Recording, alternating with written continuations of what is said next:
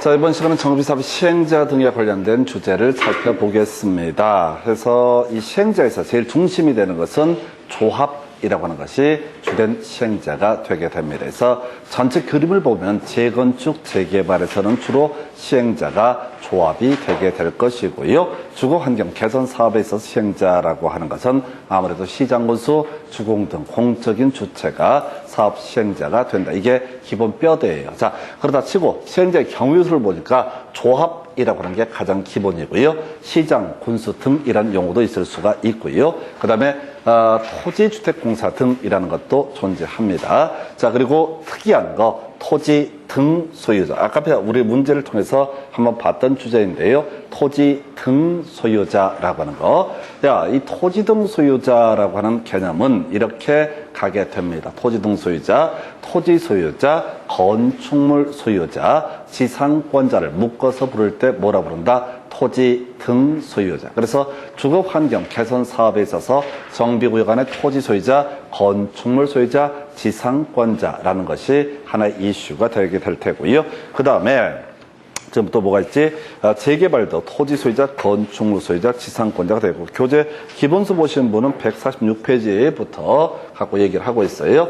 출제 포인트, 재건축을 보시게 되면은 정비구역 안에 위치한 건축물 부속 토지 소유자 나와 있죠?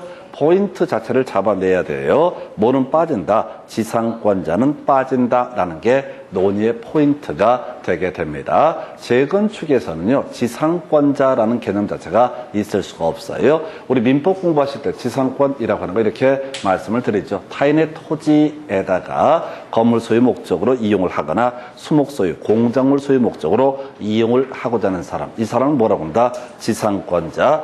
재건축 단지에 지상권자가 있을 수가 없어요. 재건축 단지에 지상권자가 있다는 얘기는 그 아파트 주민이 어깨를 보면 다 뭐가 있어? 날개가 있어요. 그 날개로 그냥 창문으로 기어 들어가게 되면 그 땅을 딴 사람한테 이용을 허락을 해줄 수가 있잖아요. 근데 만약에 지상권이 있는데, 지상권이 설정돼 있는데, 지금 별 얘기도 아닌데 다들 눈이 동그래졌고 날개가 있다고 그러니까 천사 있잖아. 아파트, 그러니까 아파트 단지가 있어. 나 진짜 별 얘기도 아닌데 그걸 또 눈이 말똥말똥 쳐다보니까 겁나 뻘쭘해지네요. 다시, 지상권을 가지고 있다는 얘기는 토지 소유자가 이 토지를 이용을 못하고 지상권자가 어떻다? 이용을 할 수 있다. 이런 개념이라고. 근데 재건축 단지에 지상권자가 있으면 그 아파트 주민들이 어떻게 해야 돼? 땅을 밟을 수가 없으니까 창문으로 기어 들어가 날아다녀야 된다고. 그래서 재건축 단지에는 어떻다? 지상권자는 개념 자체가 존재하지 않는다. 그럼 재개발 구역은 지상권자가 있느냐? 자, 모든 토지 지상권자가 있다는 게 아니라 경우에 따라서 토지만 갖고 있는 경우가 있다. 그게 지상권자가 있을 수가 있다. 이런 논리 구조예요. 그래서 자, 결론만 얘기하면 토지 등 소유자는 기본적으로 토지 소유자, 건축물 소유자, 지상권자를 묶어서 부를 때 뭐라고 한다? 토지 등 소유자. 근데 재건축에 있어서는 지상권자라는 개념은 어떻다? 토지 등 소유자의 범주에 포함되지 않는다. 왜? 논리적으로 존재할 수가 없기 때문에 이런 논리 구조가 되게 됩니다. 그래서 이게 하나가 될 테고, 같은 맥락으로 이어서 봐야 되는 것이, 자, 오래전 문제인데요. 자, 토지 등 소유자의 산정 방법, 머릿수 산정하는 방법, 무조건 한 명으로 본다. 이게 원칙이에요. 해서 지금 재개발하고 주거환경 개선 사업에 있어서만 의미가 있게 되는데, 자, 문제 한번 나왔으니까 간단히 보겠습니다. 자, 지금 한 필지의 토지 또는 하나의 건축물을 여러 명이 공유를 하고 있다. 그래도 머릿수를 셀 때는 몇 명? 한 명으로 계산을 하게 된다라고 할 것. 두 번째, 토지에 지상권 설정돼 있으면 역시 토지 소유자와 지상권자 중 대표는 한 사람을 뭘로 본다? 토지 등 소유자라고 부르게 된다. 계산한다. 그 다음에 세 번째, 자, 한 사람이 다수의 필지나 다수의 건축물을 보유하고 있다라고 할지라도 이때 계산할 때 몇 명? 한 명으로 계산한다. 그럼 특기할 만한 것이 그거죠. 토지 소유자와 건물 소유자가 달라지게 되면 이때는 각각을 뭐로 본다? 토지 등 소유자로 해석한다. 요즘은 조금 출제빈다고 떨어지는데 한때 유행했던 문제, 토지 등 소유자의 정의를 먼저 물어봐. 그래서 재건축의 지상권자는 토지 등 소유자가 될 수 없다. 이게 첫 번째 포인트. 두 번째, 재개발 사업 등에 있어서 토지 등 소유자의 머릿수를 세는 방법, 기본적으로 한 명으로 본다. 그런데 토지 소유자와 건물 소유자가 달라 달라지게 되면 어떻다? 각 1인을 토지 등 소유자로 계산을 하게 된다. 이렇게 가게 됩니다. 그래서 이게 산정 방법이라는 개념이 될 테고요. 그 다음에 이제 지금 이제 시행자 경우의 수 거의 안 나오는데 이 중에서 전체 그림상 필요한 것이 하나가 있고요. 자, 그래서 첫 번째, 주거 환경 개선 사업에 있어서, 자, 여기서는 숫자 물어보는 문제가 구성이 되게 됩니다. 그래서 지금 이제 이것저것 빼버리고요. 자, 3분의 2 과반수 2분의 1 나와 있죠? 해서 순서대로 큰 순서 3분의 2가 있고 과반수가 있고 2분의 1이 있을 때 제일 큰 게 뭐가 되겠어요? 3분의 2라고 하는 거. 두 번째가 뭐가 돼? 과반수. 세 번째가 뭐가 된다? 2분의 1이라고 하는 거. 자, 요게 제가 19회인가 20회 때 직접 괄호넣기 문제로 구성을 합니다. 겁나 길어요. 그래서 의미를 설명드리면 이렇습니다. 주거 환경 개선 사업에 있어서 자, 토지주택공사 등이 시행자가 된다라고 했을 때 달동네 싹 쓸어버리는 거거든요. 그래서 그 지역 주민들의 의사를 반해서 쓸어버릴 수는 없다. 그래서 토지 등 소유자 3분의 2 이상의 동의를 받아야 된다. 그 다음 이슈가 되게 되는 것이 뭐라고요? 세입자 과반수의 동의를 받아야 된다. 자, 그런데 세입자가 토지 등 소유자의 2분의 1 이하 등 일정한 경우에는 어떻다? 이때는 세입자의 동의는 요하지 않는다라고 이렇게 얘기를 합니다. 그래서 이 문장을 못 외워요. 그리고 이건 너무 길어가지고 실제 문제를 구성할 때 어떻게 낸다고요? 굳이 낸다라고 치면은 3분의 2 과반수 2분의 1 숫자 괄호넣기 문자로 한번 출제가 된 적이 있습니다. 그래서 이 외에도 자, 지금 우리가 정비사업 시행 방식에 제일 중요한 게 뭐라고 그랬어요?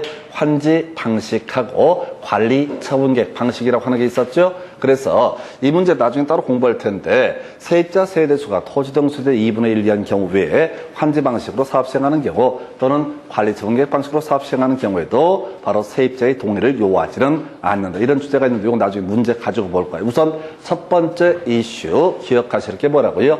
3분의 2 과반수 2분의 1 순서 매기는 문제. 요거 좀 오래전 문제인데 하여튼 정비법은 특징 중에 하나가 숫자가 간간히 답이 돼. 그래서 앞에서 우리 공부했던 게 있었죠. 기본계획 파트에서 10년 단위로 수립하고 5년마다 재검토, 시장 등 같이 묶어서 봤던 것이 기본 방침이라고 하는 국토부 장관 10년마다 정하고 5년마다 재검토 있었고요. 안전진단에서 10분의 1, 10분의 1, 10분의 1 있었고요. 그리고 세 번째가 숫자가 여기야. 바로 뭐가 된다? 지금 이제 3분의 2 과반수 2분의 1이라는 숫자 넣기 문제. 최근 문제에서 2분의 1 요것만 가지고 한번 출제가 됐던 적이 있습니다. 역시 숫자 넣는 문제를 구성을 했었고요. 하여튼 자, 주거 환경 개선 사업에 있어서 지금 이제 동네 쓸어버리기 위해서는 기본적으로 3분의 2 과반수 이런 요건들, 다만 세입자 세대수가 토지 등 소유자의 2분의 1 이하일 때 세입자의 동의는 요하지 않는다 해서 하여튼 모르겠어요. 요즘엔 조금 사안 자체가 길어져가지고 괄호넣기 문제를 낼 수 있을지 없을지 모르겠는데 하여튼 최근 3, 4년 사이에 한번 2분의 1 세입자 세대수가 토지 등 소유자의 2분의 1 이하일 때 세입자의 동의를 요하지 아니한다. 이게 한번 출제가 된 바가 있습니다. 자, 그 다음에 재개발 사업하고요. 재건축 사업. 기본적으로 사업 시행자 누가 되는 게 원칙이다. 조합이 시행자가 되는 게 원칙이다. 그런데 이제 시험 지문 구성할 때 답은 안 되는데 간간히 나오는 지문. 재개발에 있어서는 조합이 시행자가 되는 게 원칙인데 예외적으로 토지 등 소유자가 20명 미만일 때는 조합 설립할 필요 없이 토지 등 소유자가 직접 시행자가 될 수가 있다. 그럼 이제 문제 구성할 때 과거에 나온 게 재건축에서 토지 등 소유자가 20명 미만일 때 재건축에서 토지 등 소유자가 시행자가 될 수 있다. 이렇게 해서 틀리게 나왔던 적이 있습니다. 중요한 건 아니야. 해서 이 문제에서는 직접 답을 구성을 하고 싶은 뭐라고요? 3분의 2 과반수 2분의 1이라고 하는 거 작정하고 내는 문제 중에 하나. 그래서 어차피 이 문장을 외우실 수는 없어. 근데 문제 지문 보면 기억, 니은, 디귿에 알맞은 것을 연결하시오. 이런 문제가 구성이 된다고요. 그럼 제일 큰 게 3분의 1. 제일 앞에 있어야 돼. 두 번째가 과반수. 세 번째가 뭐가 된다? 2분의 1. 이 순서만 알고 있어야 되지 이 문장의 의미를 새기려고 하면 정말 중요한 걸 다 놓치게 됩니다. 우리가 정비사업 시행자 파트에서 외워야 될 게 한 10개가 넘는다고. 그 중에 하나의 이슈가 바로 이 아이가 되게 된 순서만 가는 거예요. 그러니까 우리는 내용을 파악하는 게 아니라 시험에 맞춰서 답만 잘 맞출 수 있게 훈련을 하셔야 돼. 이걸 꼼꼼히 말씀을 드리게 되면은 들으실 때는 어쩌면 이해가 되실지 모르겠지만 실제 남는 거 아무것도 없습니다. 3분의 과반수, 2분의 1 이렇게 튀어나와 있으면 다 큰 순서대로 나열을 하게 된다. 3분의 과반수, 2분의 1이라는 게 하나의 포인트. 그리고 재개발 사업에 있어서는 조합이 아니라 토지 등 소유자가 시행자가 되는 경우도 존재할 수 있다. 이 정도까지 설명을 드리게 됩니다. 그 다음에 이제 검토 드리게 될 주제. 자, 이제 조합에 관한 주제를 가지고 살펴보도록 하겠습니다. 조합에 관한 주제를 가지고 설명을 드리게 될 텐데, 이 조합이라고 하는 거는요, 이게 도시개발법을 비교해야 돼. 도시개발법에서는 동의와 인가와 설립 등기라는 절차를 거쳐서 조합은 성립되게 된다. 이렇게 봤어. 그래서 면적 3분의 2, 총수 2분의 1 얘기하면서 출제 포인트는 숫자가 아니라 공지 면적을 제외하고 어떻다 면적 산정한다. 두 번째, 사립 인가와 관련해서 주된 사무소의 소재 변경은 신고하고 변경할 수 있다. 이런 것들이 이슈가 됐었죠. 자, 정비법에서는요, 이 조합이 주된 사업 시행자가 되는데 조합은 바로 만들어지는 것이 아니라 먼저 조합 설립 추진위원회라는 것을 구성을 한 다음에 그 다음에 어떻다 조합을 설립을 하게 된다. 이게 기본 원칙이야. 근데 시험이 중요하죠. 시험이 중요하죠. 시험에 나오는 거에 가보면 이런 식이야. 원래 추진위원회 구성 여부에서 원칙 어떻다 추진위원회를 자, 구성해서 시장 군수 등의 승인을 받아야 한다라고 법이 되어 있죠. 요거 시험에 안 나와. 왜? 예외가 있기 때문에. 시험 문제에서는 예외만 출제를 하는 거야.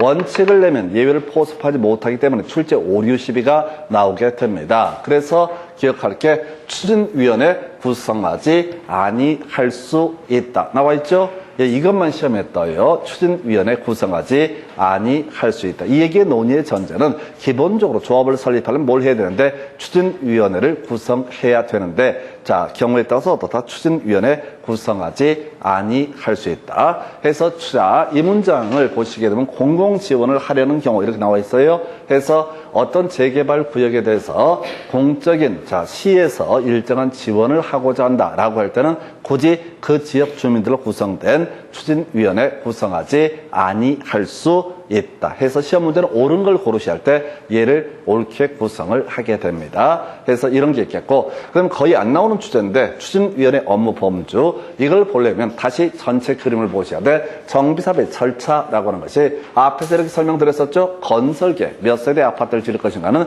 사업 시행 계획이라고 하는 것이 있었고요. 그 다음에 이 만들어진 아파트를 어떻게 분양을 할 것인가 관리 처분 계획이라고 있습니다. 그래서 일반적으로 조합이 사업 시행 계획서를 작성해서 시장 군수한테 인가받고요. 관리 처분 계획을 작성해서 누구한테? 또 시장 군수한테 인가를 받는다. 그래서 인가된 사업 시행 계획에 따라서 공사가 제대로 되게 되면 준공 인가라는 게 떨어지고, 그리고 나서 나중에 조합이 사업이 끝났을 때 인가된 관리 처분 계획에 따라서 소유권 이전에 드리겠습니다라고 얘기하는 것을 뭐라고 한다? 이전의 고시라고 부르게 된다. 그래서 지금 뭔 얘기하려고 얘기하냐면 바로 이 정비사업의 시행자는 누가 되고 조합이 일반적인 시행자가 되고 조합인 시행자는 사업시행 계획서 작성하고 조합인 시행자는 관리 처분계획을 작성을 하게 된다. 그 얘기인즉슨 이 추진위원회라고 하는 것은 사업시행 계획서라든가 관리 처분계획 같은 건 작성할 수 있다 없다? 없다라는 의미가 되게 됩니다. 그래서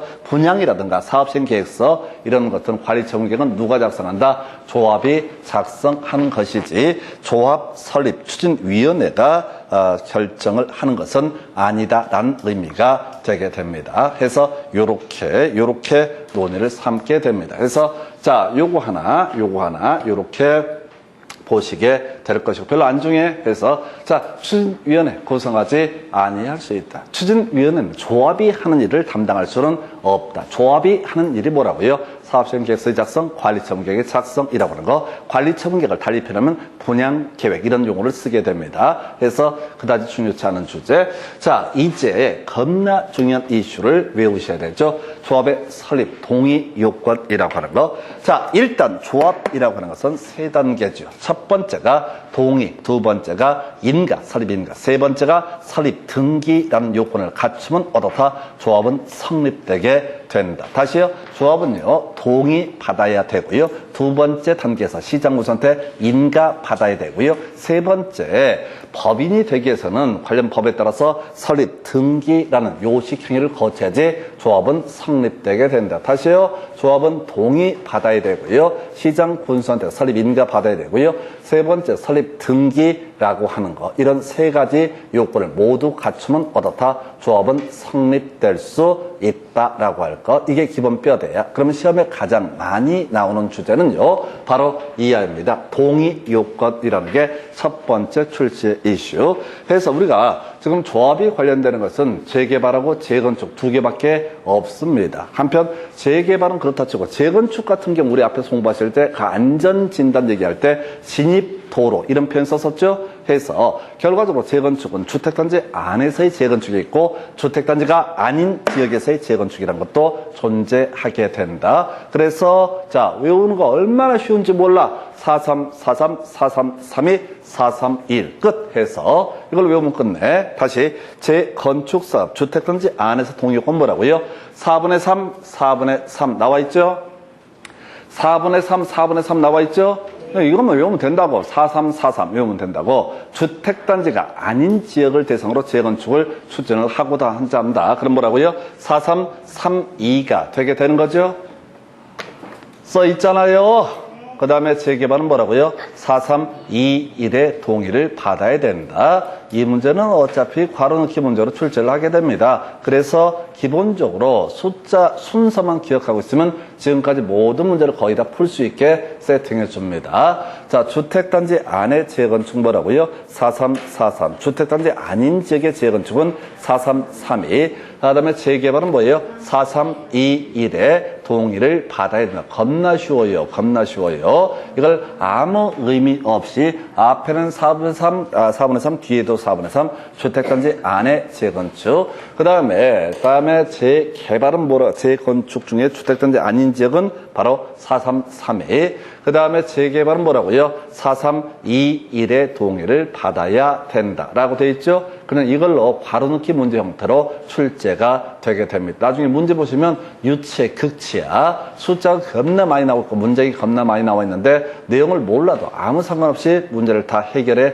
내실 수 있습니다. 그래서 이제 공부하는 방법의 문제인데요. 이렇게 문장 구조가 겁나 복잡하게 나온다. 그러면 이건 한 문장으로 시험 문제 구성을 할 수가 없어요. 대부분의 경우. 그러다 보니까 괄호넣기 형태로 출제가 되죠. 다시 정리합니다. 우리 앞에서 숫자 가지고 주요 이슈가 됐던 거 국토부 장관 기본 방침 10년마다 정하고 5년마다 재검토, 시장 등은 기본 계획이라고 하는 거 10년 단위로 수립하고 5년마다 재검토, 안전진단은 10분의 1, 10분의 1, 10분의 1 이런 거 있었고요. 그리고 아까 주거환경 개선 사업에 있어서 동의요건이라고 하는 거. 주거환경 개선 사업의 동의요건이 뭐 있어? 3분의 2 과반수 2분의 1이라고 하는 거. 그 다음에 이제 네 번째 숫자 시리즈가 재건축. 안에서는 4343, 밖에서는 4332. 그 다음에 재개발은 뭐야? 4321. 요렇게 하나 가고요. 두 번째 이슈. 공통적으로 시장 군수의 인가를 받아야 된다. 라고 돼 있죠? 조합을 설립할 때는 동의 요건을 충족해서 시장 군수의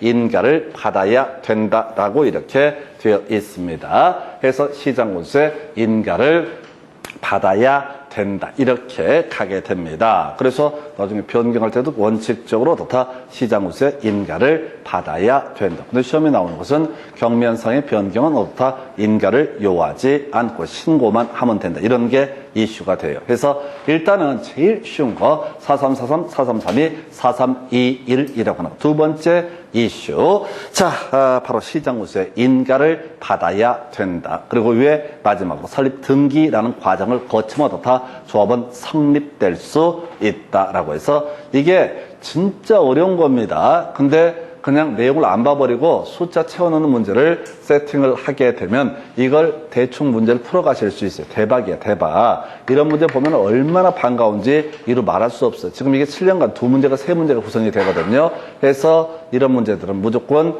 절대 대신 내용을 보시면 안 돼. 우리가 무슨 조합장 할 것도 아니고 이 내용 보시면 안 되고 시험에 맞춰서 공부를 해 주실 것. 요렇게 하나 조합의 설립 동의 요건 등 보셨고요. 그 다음에 이제 조합원 살펴보겠습니다. 요즘에 잘 내지 않는데 자 요거는 이제 일단 출발점 자체가 뭐가 되냐면 토지 등 소유자가 어떻다? 조합원이 되게 된다. 토지 등 소유자가 조합원. 그럼 앞에서 공부한 걸 떠올리셔야 되지. 토지 등 소유자가 뭐냐라고 했을 때 토지 소유자, 건축물 소유자, 지상권자 이렇게 갔었죠. 다만 재건축 사업에 있어서 지상권자는 토지 등 소유자의 범주에 속하지 않는다. 그래서 문제 구성할 때 유책에 나왔던 게 자, 토지 등 소유자가 아닌 것을 고르시오 할 때는 재건축의 지상권자 또는 조합원이 아닌 것을 고르시오 하면 뭐라고요? 재건축의 지상권자. 토지 등 소유자가 될 수 없으면 조합원도 될 수가 없다. 물론 유치해서 요즘엔 잘 내지 않습니다. 깊이 가실 주제 아닙니다. 요즘에 잘 내지 않기 때문에 그냥 이건 거저주는 문제 중에 하나가 토지 등 소유자. 다시 한번 정리합니다. 우리 앞에서 토지 등 소유자라는 것은 기본적으로 정비구역 안에 토지 소유자, 건축물 소유자, 지상권자를 묶어서 부를 때 뭐라고 한다? 토지 등 소유자. 다만 재건축 단지에는 지상권자라는 개념이 존재할 수 없기 때문에 재건축의 토지 등 소유자의 범주에서는 지상권자 제외. 그래서 오래전에 나왔던 문제 중에 다음 중 토지 등 소유자가 아닌 것을 고르시오. 답은 재건축의 지상권자. 그리고 그 다음에 나왔던 문제가 다음 중 조합원이 될 수 없는 자를 고르시오. 재건축의 지상권자라고 이렇게 얘기를 하게 됩니다. 딱 여기까지 보셨고요. 그 다음에 이제 검토 드리게 될 주제. 자, 임원 등에 관한 주제.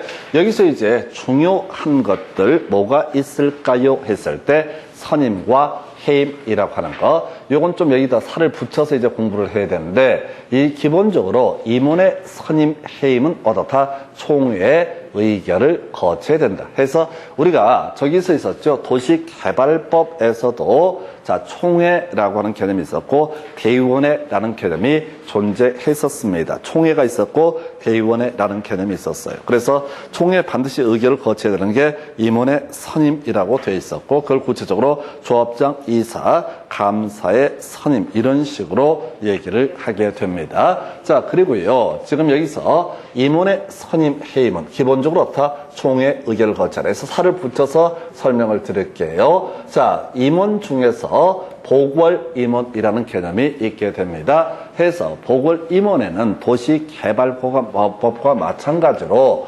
보궐조합장이라는 것이 있게 될 거고요. 그 다음에 보궐이사와 보궐감사라는 개념이 있다. 자, 그래서 보궐조합장은요. 조합장이 중간에 사고쳐서 잘려버렸어. 그럼 보궐로 다시 어떻다? 조합장을 선임을 해야 된다. 이때 보궐조합장의 선임은 어떻다? 총회 의결을 거쳐야 된다. 그러나 보궐이사, 보궐감사의 선임은 특수하게 어떻다? 이때는 대의원에서 의결할 수 있다. 하겠습니다. 자, 처음으로 조합장, 이사, 감사를 선임합니다. 임기 맞춰가지고 새롭게 선임합니다. 그럼 반드시 총회 의결을 거쳐야 된다. 그런데 중간에 사고 나서 조합장이, 이사가, 감사가 권위가 돼서 추가적으로 이 사람들을 선임을 하고자 한다. 그랬을 때 좀 중요도가 떨어지게 되는 보궐이사, 보궐감사의 경우 대의원에서 선출을 할 수도 있고요. 이에 대응해서 보궐조합장이라는 것은 무조건 어떻다? 총회 의결을 거쳐야 된다. 조합장은 닥치고 무조건 총회 의결을 거친다. 자, 조합장은 무조건 총회 의결을 거친다. 이사, 감사 원칙적으로 총회 의결을 거쳐야 되는데 보궐이사, 보궐감사가 됐을 때는 어디에서? 대의원에서 의결할 수 있다. 여기는 총론을 물어보는 게 아니라 강론을 물어봐요. 아주 디테일하게 구성을 합니다. 다시 갑시다. 조합장은 싸가지가 있든 없든 무조건 어떻다? 총회 의결을 거쳐야 된다. 물론 출제 포인트는 조합장이 주로 출제 이슈가 됩니다. 이사, 감사까지 얘기할 이유는 없는데 이미 나와버렸으니까 보궐이사, 감사의 선임은 어떻다? 이때는 대의원에서 의결할 수 있다. 이렇게 해석을 해보겠고요. 임기 3년 연임할 수 있다. 중요치 않습니다. 그래서 요건 이제 묶어서 가야 돼. 우리가 이제 이 공법 말고요. 다른 데서도 임기 얘기가 간간히 나옵니다. 다 임기 2년입니다. 재개발, 재건축만 임기가 3년이다. 별 가치 없는 지문. 근데 공부하는 과정에서 쓸데없는 것들 때문에 헷갈려. 자, 그 가장 대표적인 케이스가 그거잖아요. 회의 개최할 때, 자, 재적 과반수, 재적위원 과반수의 출석으로 개의하고 출석위원 과반수의 찬성으로 의결한다. 모든 회의는 이런 식으로 개의하고 그 다음에 의결하게 된다. 이런 게 이제 공통적인 이슈야. 그 중에 하나가 임기 다 몇 년? 2년. 다만 재개발, 재건축만 임기 3년 이렇게 돼 있습니다. 그다지 중요한 거 아니야. 여기서는 그저 외울게. 자, 조합장은 닥치고 조합장은 무조건 닥치고 총회 의결을 거치한다. 보궐이사, 보궐감사는 대신 대의원에서 의결할 수 있다. 요렇게 가게 됩니다. 그 다음에 이제 당연 퇴임 얘기 나왔어요. 그래서 퇴임 전에 관련 행위는 효력을 잃지 아니한다. 요것도 전통적인 문제예요. 이게 도시 개발법이 됐든 정비법이 됐든 나중에 주택법이 됐든 공통적인 이슈 설명드릴까요? 우리가 암기하실 것은 퇴임 전에 관여한 행위는 효력을 잃지 아니한다. 외울 건 뭐라고요? 퇴임 전에 관여한 행위는 효력을 잃지 아니한다. 그도 저도 싫으면 끄트머리 뭐야? 효력을 잃지 아니한다. 그럼 틀리게 구성하려면 효력을 잃는다. 이렇게 유책의 구성을 하게 됩니다. 사연이 이런 거야. 우리가 앞에서 민법 같은 공부하실 때 제한 능력자라고 해서 미성년자, 피성년 후견인, 피한정 후견인 뭐 이런 거 있잖아요. 그래서 이건 우리가 이제 따져 물을 건 아닌데 우리가 결격사유, 임원의 결격사유 중에서 피성년 후견인이 된다, 피한정 후견인이 된다. 그럼 당연히 그런 사람은 조합 임원의 결격사유자가 되게 됩니다. 그래서 조합 임원으로서 업무를 진행하다가 혹시 이 사람이 피성년 후견 선고 또 피한정 후견 선고 등을 받게 된다. 그러면 그때부터는 자기 앞가래 못하니까 임원 자리에서 결격사유 당연 퇴임하게 될 것이고 다만 퇴임 전에 했던 어떤 행위는 어떻다? 절대로 효력을 잃지 아니한다. 제3자를 보호해야 되니까 이런 취지가 되겠습니다. 조합장, 조합을 대표하고 자 대의원의 의장이 되게 된다. 이 자체는 중요한 건 아니고요. 조합장은요. 각종 회의 등에 있어 모임에 있어서 총괄 책임을 지게 됩니다. 해서 대의원의 의장이 되게 된다. 이렇게 가야 되죠. 이건 뒤에서 필요한 지문이고요.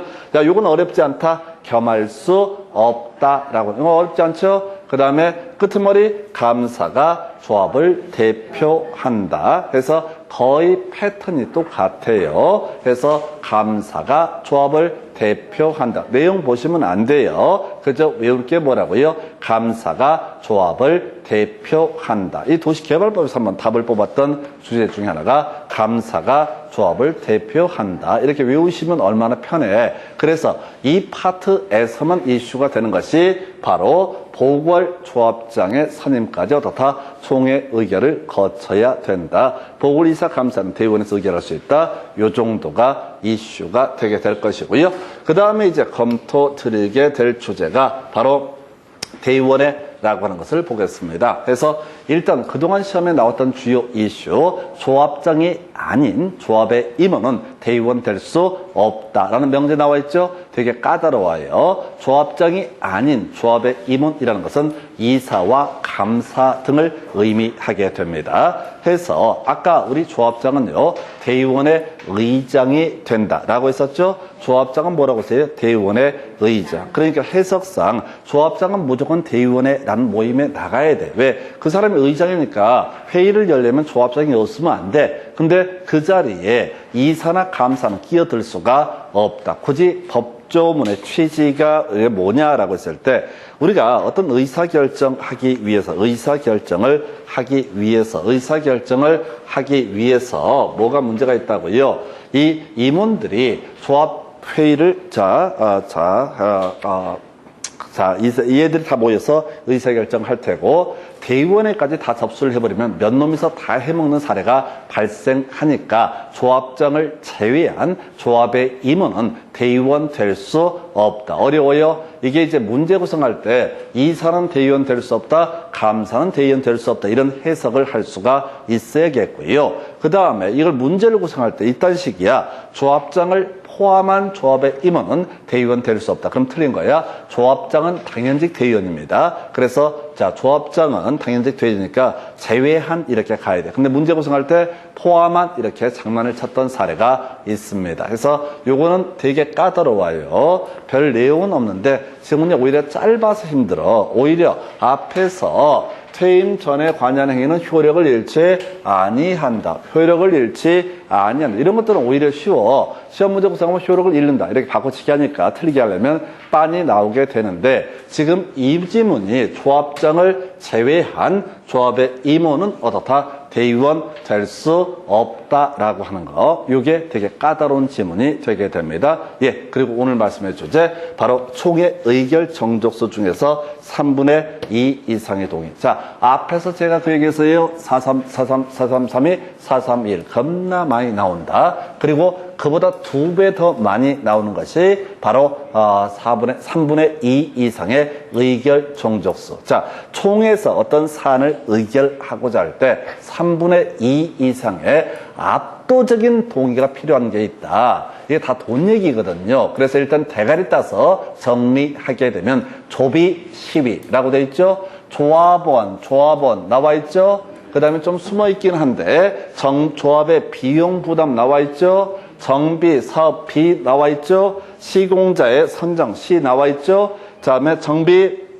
예정구역의 위치 및 면적 나와 있죠. 해서 이게 그 도배한다는 그 문제야. 우리 앞에서 앞 시간에 논의했던 것 중에서는 저게 그렇게 중요하다고 그랬어요. 자, 노을마자, 구세, 화수, 타거당이라고 하는 거, 공동이용시설이라고 하는 거, 이걸 가지고 그렇게 도배해서 출제를 했었고요. 이 정비사업의 시행자 영역에서는 가장 많은 출제 영역이 되는 게 뭐라고요? 조비 시비. 좀 이따 문제 보시면 숫자 3분의 2를 물어보기도 하고, 또는 조비 시위를 다 연결해 보시오, 이런 문제를 구성을 하기도 하고, 또는 3분의 2의 의결 정족수 필요 없는 것을 고르시오, 이렇게 구성을 하기도 합니다. 어느 쪽이 됐든 간에 도배하는 가장 정비사업 시행자에서 많은 출제가 되는 것이 조비 시위 해서 의미를 이건 설명을 드려야 돼. 이게 이제 다 정관의 변경 등에 관한 사항이 되게 되는데, 자, 다시 가십시다. 앞에서 도시개발법 할 때 토지 소유자가 시행자가 된다. 그 내부 관계를 규율한 것을 규약이라 불렀었고요. 그 다음에 조합이 시행자가 된다. 그럼 뭐가 된다? 정관이라고 설명을 드렸습니다. 근데 어떤 정관의 변경이 있게 되면 그 조합의 내부 권리관계 의무의 변화가 발생을 할 것이다. 특히 조합원의 돈과 직결되는 부분은 몇 놈이서 바꿀 수 없고 압도적인 동의 요건 3분의 2 이상의 동의를 받아야 한다. 해서 볼까요? 조합원의 자격에 관한 사항 가볼까요? 어떤 재개발 조합에서 경우의 수가 이런 경우가 있다 하십시다. 조합원이 지금 200명이었는데 이 중에 2명을 낚아채운다. 자, 제거를 해버린다. 그러면 변수가 발생해 198명이 되면 분담금이 달라지는 그런 문제가 발생할 수 있습니다. 그래서 조합원 자격에 관한 사항, 누구 한 명을 죽이고 살리고의 문제가 아니라 나머지 조합원에게도 여러 가지 문제가 발생한다. 그래서 이런 사항은 워낙 중요한 사항이니까 총회에서 의결함에 있어서 압도적인 동의요건 3분의 2 이상의 동의를 받아야 된다. 이렇게 하나 볼 것이고요. 두 번째 이슈, 조합원의 제명 탈퇴, 교체에 관한 사항 비슷한 얘기죠. 자격 범위라든가 자격에 관한 사항, 조합원의 제명 탈퇴 같은 맥락. 외울 때는 조합원의 조 따서 조 이렇게 가면 되는 거고요. 그 다음에 조합의 비용 부담 등에 관한 사항, 이런 내용의 정관을 변경하고자 한다. 또는 정비 사업비 나와 있죠. 정비 사업비 나와 있습니다. 결국은 조합이 부담하게 될 비용, 요거 결국은 조합원에게 직결되는 주제가 되게 된다. 그래서 돈 얘기할 때 어떻다? 반드시 의결 정족수 3분의 2 이상의 동의가 있어야지 이런 정관의 변경이 가능하다. 세 번째 이슈가 뭐야? 시공자의 선정 등 나와 있죠. 자, 어떤 아파트를 삼성물산에서 짓느냐, 현대건설에서 짓느냐, 안쪽 중소형 건설회사에 짓느냐 등등등에 따라서 이 분담금 얘기가 다 달라지게 된다. 이건 너무 중요한 사안이다. 그래서 시공자의 선정 등에 대해서는 어떻다? 의결정족수 3분의 2 이상의 동의를 얻어야 된다. 가끔 그 부동산 관련 보도 중에 그런 거 나옵니다. 강남 반포 뭐 이런 지역들, 아주 비싼 아파트 있는 지역들, 어디 시공사가 어디로 결정됐다. 뭐 이런 얘기들 나오게 됩니다. 예,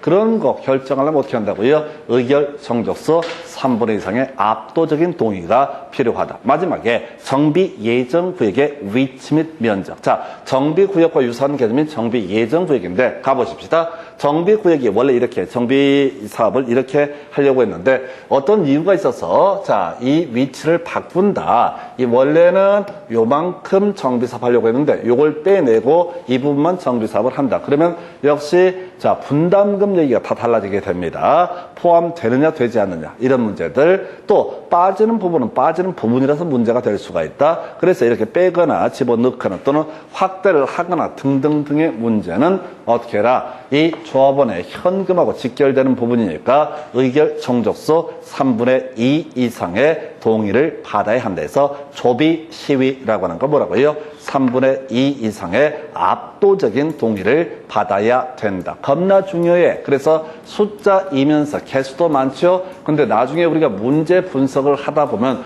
와우, 얘는 그냥 이렇게 매번 똑같은 문제를 내도 수험생들이 어렵구나라고 받아들이게 된다고. 워낙 그냥 이건 도배를 해버리는 거야. 왜? 이 주제를 출제를 해야 되는 이유를 제가 설명을 드릴게요. 정비사업조합 하면 이제 조합의 설립 과정 논하겠죠. 조합원에 대해서 논하겠죠. 임원에 대해서 논할 겁니다. 그러면 의사결정 과정으로서 총회, 대의원회라는 개념을 논할 겁니다. 그래놓고 전체를 다 알았다고 했을 때 조합에 관련된 각종 관리 의무, 모든 내용을 통칭하는 거 한 칼에 정리하는 문제 뭐라고요? 의결 정족수. 제일 뒤에 나오는 게 뭐라고? 의결 정족수. 그 중에서도 가장 압도적인 동의. 자, 그냥 과반수도 아니고 다수결도 아니고 3분의 2 이상의 동의를 받아야 되는 게 뭐라고요? 조비 시위라는 거. 조비 시위라는 것. 이건 워낙 중요한 사안이니까 어떻게 해라? 의결 정족수 3분의 2 이상의 동의를 받아야 된다.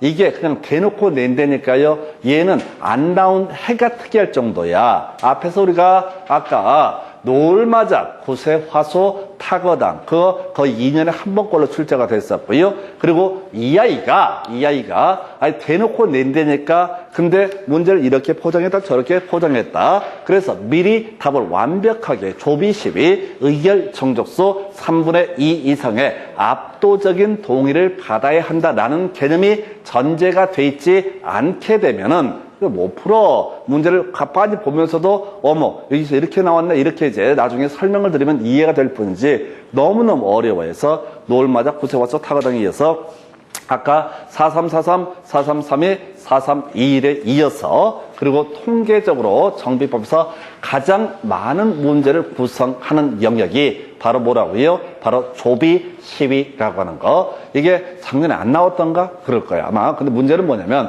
가끔씩 얘는 어쩌다 한 번씩 안 내기 때문에 그냥 거꾸로 얘는 나온 애를 따지는 게 아니라 안 나온 애를 따지는 게 훨씬 빨라요. 이게 26회 때부터인가 시험에 출제가 되기 시작하는데 그 후로 그냥 조비시위 도배를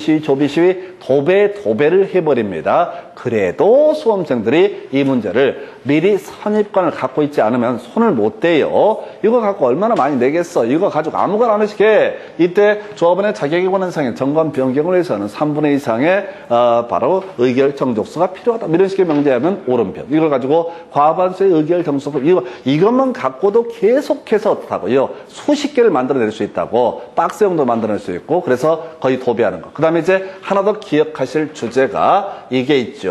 대의원회라는 개념을 다시 한번 가십시다. 이 대의원회 얘기는 어디서? 도시개발법에서 29회 때 출제가 됐습니다. 도시개발법에 따르게 되면 어떻게 얘기를 하느냐. 조합원 수가 50명 이상인 경우 어떻다? 대의원을 둘 수 있다라고 돼 있었고요. 정비법에서는 100인 이상일 때 어떻다? 두어야 한다. 그래서 앞에서는 50명, 뒤에서는 100명. 앞에서는 둘 수 있다, 뒤에서는 두어야 한다. 이렇게 구성이 돼 있다고. 그래서 29회 때 도시개발법에서 조합원 수가 100명인 경우 둘 수 있다. 옳은 것으로 고르시오. 답을 구성했던 사례가 있습니다. 50인 이상에는 100명인 경우도 포함이 되기 때문에. 그리고 나서 30회 때 안 나왔거든요. 그럼 또 이 아이도 바로 도시개발법하고 관계에 있어서 똑같은 유형이 되게 된다. 그래서 100명 이상일 때 두어야 한다까지 이 정도가 정비사업 시행제 내용 되겠습니다. 그래서 어차피 안 외우실 거니까 오늘 또 그냥 마저 달려서 외워보도록 하겠습니다. 다시 처음부터 가볼게요. 자, 시간 좀 애매하니까 오늘 요약까지만 달리고 다음 시간에 문제를 가실 거야. 해서 다시 가십시다. 정비사업의 시행자 제일 중심축은 뭐가 되고 조합이라는 녀석이 되게 될 것이고 그 다음에 시장군수, 토지, 주택, 공사 등 그리고 또 하나의 단독 이슈로서 토지 등 소유자도 경우에 따라서 시행자가 될 수 있다. 특히 재개발 사업에 있어서 토지 등 소유자가 20명 미만일 때 이때는 조합을 설립하지 않고 직접 재개발 사업의 토지 등 소유자가 시행자가 될 수 있다. 그리고 이 토지 등 소유자의 개념 자체가 왜 필요하냐면 아까 재건축할 때 동의요건 4343, 433이 재개발에서 4321 이런 거 있었잖아요. 그때 필요한 개념이 토지 등 소유자라는 개념이 되게 됩니다. 그래서 토지 등 소유자는 따로 뺄 거 없이 토지 소유자, 건축물 소유자, 지상권자. 아까 문제 지문 중에서 그런 게 있어요. 재개발의 지상권자, 토지 등 소유자에 해당한다라고 해서 오른편 이렇게 구성을 했던 바가 있습니다. 그래서 이 문제에서 제일 쉽게 구성하는 것이 다음 중 토지 등 소유자가 아닌 것을 고르시오. 그럼 뭐라고요? 재건축의 지상권자는 어떻다? 토지 등 소유자가 아니다라고 하는 거. 이게 하나 외우고 들어가야 되고 두 번째 이슈. 자, 토지 등 소유자의 머릿수를 셉시다. 해서 다시 재개발 조합을 설립하면 4321 등의 동의를 받아야 된다. 자, 근데 이제 뭐가 43이고 뭐가 21인지 몰라. 우리는 순서대로만 가는 거야. 근데 그때 43이 됐든 21이 됐든 어떤 일정한 머릿수를 전체 동의 요건을 따져봐야 되는데 이때 동의자 수 산정 방법. 기본적으로 한 사람이 다수의 필지를 가지고 있다. 다수가 한 사람이 다수의 필지를 가지고 있다. 여러 명이 하나의 필지를 가지고 있다. 등 이런 경우 각 한 명을 전체 중에 대표는 한 사람을 토지 등 소유자로 해석한다. 토지의 지상권이 설정되어 있으면 이때는 대표는 한 사람을 뭘 본다? 토지 등 소유자를 본다. 따로 외울 게 뭐라고요? 토지 소유자와 건물 소유자가 달라지게 되면 그때는 각 1인을 뭘로 본다? 토지 등 소유자로 보게 된다. 과거에 계산 문제 형태로 한번 출제가 됐던 것이 토지 등 소유자라는 주제가 되게 될 것이고요. 자, 그래서 요거 자 여기서 하나 미리 이제 힌트를 드릴게. 나중에 지상권자는 그냥 없는 것으로 치는 게 제일 편합니다. 계산 문제 계산할 때 토지의 지상권이 설정된 경우라고 돼 있잖아요. 그러면 지상권이 있다는 얘기는 토지 소유자는 무조건 존재한다 이런 얘기죠? 그죠?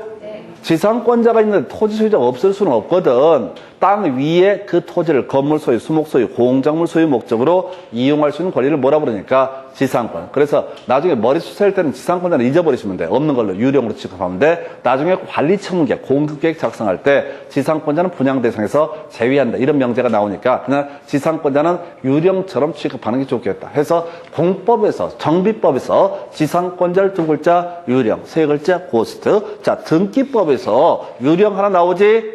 등기법에서 유령 나오죠? 민법상 조합이라고 하는 것은 어떻다? 이제 정확해야 돼. 그냥 조합하면 그 조합하고 그 조합 헷갈릴 수 있으니까 하여튼 답은 맞출 수 있어요. 그 정도만 해도 많이 좋아진 거야. 대놓고 주관식으로 물어보는데 대뜸 대답을 해. 뭔지 모르고 대답하셨죠? 그럴 것 같아요. 그게 딱 좋아. 근데 시험 볼 때 딱 그런 식으로 하는 거야. 자, 등기법 절대 등기부에 이름을 올릴 수 없는 사람은 누가 된다? 민법상 조합이라고 하는 거. 이렇게 이제 그냥 되는 대로 외우는 거예요. 그러면 이제 나중에 시험 보시게 되면은 정리를 해서 푸는 게 아니라고요. 이것은 이래서 틀렸고 저건 저래서 틀렸고 이게 아니라 엄매 이건 답이라고 그랬었는데 이렇게 체크하고 그냥 마킹하고 그래서 합격을 하시게 되면 어떻게 해야 돼? 주변 사람들한테 학원을 소개시켜주면 됩니다. 그걸 가지고 너 공부는 말이야 기본서를 20번을 탐독을 하고 그러시면 안 됩니다. 사람 죽어요. 20분 보다가. 제가 전에 말씀드렸잖아요. 연세가 되게 많으신 분이 한 70 넘으셨나 그랬던 분인데 몇 년 동안 공부를 하시는데 학원 관계자가 뭐라고 얘기를 했냐면 민법은 선생님 연배에는 한 10번 정도 읽으셔야 됩니다. 라고 안내를 해드렸어. 그래서 그분이 3년인가 4년 동안에 민법책을 계속 읽는 거야. 언제? 8번인가 10번을 외울 때까지, 읽을 때까지. 근데 그 양반이 한 가지 관계한 게 있어. 그게 읽으면 외워질 거라고 믿는 것 자체가 골 때리는 거야. 양이 그렇게 많은데 어떻게 그걸 외워요? 그래서 그분 얘기가 시험 제가 마지막 그 학원은 강의하던 시절에 자기 이제 드디어 10번을 채웠다고, 3년 동안 드디어 10번 채웠다고. 그래서 떨어지셨잖아. 그래서 10번을 읽어서 되는 게 아니라 점수가 나와야 점수가 나와야지 합격을 하시는 거야. 점수는 읽는다고 되는 게 아니에요. 답을 미리 외우고 들어가셔야 돼. 해서 다시 유력. 공법. 이 정비법에서 지상권자는 유력. 그래서 사람 취급하지 않는다. 그래서 머리숱 셀 때도 빼버리고 나중에 관리처분계획, 분양계획 짤 때도 빼버리게 된다. 이런 논리 구조가 될 테고 같이 묶어서 오히려 이보다 중요한 게 등기법에서 민법상 조합이라고 하는 것은 절대 등기 명인 채무자가 될 수가 없다. 이런 게 나중에 등기법에서 포인트가 되게 됩니다. 자, 그렇게 보셨고요. 그 다음에 이제 추진위원회 두 가지 관점이죠. 구성하지 아니할 수 있다. 자, 추진위원회 어떻다? 구성하지 아니할 수 있다. 원칙은 해야 되는데 우리 시험에는 예외. 그 외 추진위원회라고 하는 것은 조합을 설립하기 위한 예비기구입니다. 그래서 이 추진위원회가 하는 업무가 몇 가지가 있는데 그게 시험에 한번 나온 적이 있어. 근데 그 당시에 아닌 것을 고르시오. 아닌 게 뭐냐면 조합이 하는 일은 어떻다? 추진위원회에서 담당할 수 없다. 조합이 뭘 한다고요? 사업시행 계획서를 작성하고 관리처분계획을 작성을 하게 된다. 이렇게 논의를 삼았고요. 그렇게 보셨고 이제 겁나 쉬운 거. 자, 그래서 지금 논의를 했던 거 조합에 대해서 살펴봐야 되죠. 조합에 대해서. 자, 제일 쉬운 문제가 동의 요건. 해서 재건축 주택단지 안에서는 4343. 뭐가 43이야? 앞에 있는 게. 뒤는 뭐야? 43이야. 이렇게 가시는 거야. 두 번째, 주택단지 아닌 지역에서 앞에는 뭐라고요? 43. 뒤에는 뭐라고요? 32라고 하는 거. 재개발은 뭐라고요? 4321이라는 요건. 그래서 이 괄호넣기 문제로 출제하는 패턴. 두 번째 이슈, 조합은 이렇게 동의 요건을 충족한 다음에 그리고 나서 뭘 해야 된다? 설립인가라는 것을 누구한테? 시장 군수한테 받아야 된다. 중요 이슈는 아닌데 시장 군수한테 어떻다? 인가를 받아야 된다. 그리고 마지막 별로 중요한 건 아닌데 설립 등기라는 요식 행위를 통해서 조합은 성립될 수 있다. 여기서 출제 이슈는 일단 전통적인 출제 이슈는 4343, 4332, 4321이라는 숫자 넣기 게임을 주로 출제가 이루어지고 있다. 이렇게 보셨고요. 그 다음에 이제 조합원 요즘엔 거의 구성한다는데 조합원은 토지 등 소유자. 조합원은 뭐라고요? 토지 등 소유자라고 하는 거. 토지 등 소유자가 뭐가 된다? 조합원. 그래서 재건축의 지상권자는 뭐가 될 수 없다? 조합원이 될 수가 없다. 아까 지상권자의 범주에 뭐는 빠진다? 재건축의 지상권자는 어떻다? 빠지게 된다. 이렇게 설명을 드렸던 바가 있었고요. 그리고 나서 검토 드리게 될 게, 자, 조합의 임원 관련한 주제, 선임, 해임, 원칙적으로 총회 의결. 근데 이건 구체적으로 들어가야 돼. 자, 조합장 관련해서 보궐 조합장도 반드시 총회 선임을 거쳐서 총회에서 결정을 하게 된다. 근데 이사, 감사, 보궐이사, 보궐감사는 대의원에서 의결할 수 있다. 그냥 이사, 그냥 감사, 정기총회에서 다 선임하게 될 것이고, 이사나 감사가 중간에 사고 치거나 뭐 사망하거나 등등등 추가적인 이사, 보궐이사를 선임을 하고자 할 때는, 이때는 어떻다? 바로 자, 대의원에서 의결할 수 있다. 그 다음에 퇴임 전에 관여한 행위는 효력을 잃지 아니한다. 조합장은요, 대의원의 의장이다 보니까 나중에 조합장을 제외한 조합의 임원은, 이사, 감사는 어떻다? 대의원이 될 수 없다는 명제와 연계가 되게 됩니다. 겸할 수 없다는 어렵지 않고요. 자, 도시개발법에서 한번 답이 됐던 게 감사가 조합을 대표한다. 그리고 대의원의 구성, 100명 이상일 때 두어야 한다. 도시개발법은 50명 이상일 때 둘 수 있다. 정비법은 100명 이상일 때 두어야 한다라고 할 것. 그리고 나서 제일 중요한 이슈, 조비 시위. 조합원 정비사업비 비용 부담, 시공자, 정비 예정 구역의 위치 및 면적 나와 있죠? 조비 12, 조비 12, 조비 12와 어떻다? 의결 청족서 3분의 2 이상의 동의를 거쳐야 된다라고 하는 거. 이 정도가 시합 시행제 주였네요. 자, 오늘 시간이 애매하니까 오늘 여기까지 가시고 다음 시간에 문제 가지고 설명을 드리도록 하겠습니다. 수고했습니다.